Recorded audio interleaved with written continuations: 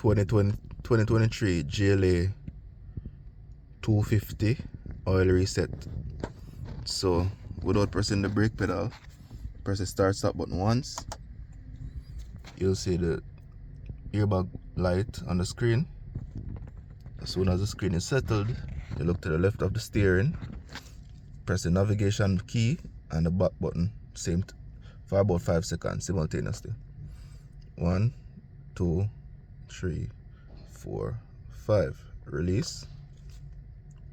Then you press the back button, scroll to the left to workshop mode, select workshop mode, scroll down to assist plus, select that, then I press the start stop key once more without pressing the brake pedal. Scroll down to full service, select, then a confirm service, select oil grade, service carried out, you press yes.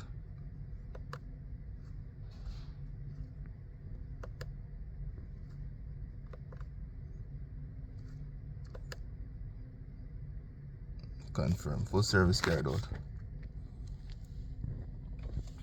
So you can go ahead and start the vehicle now.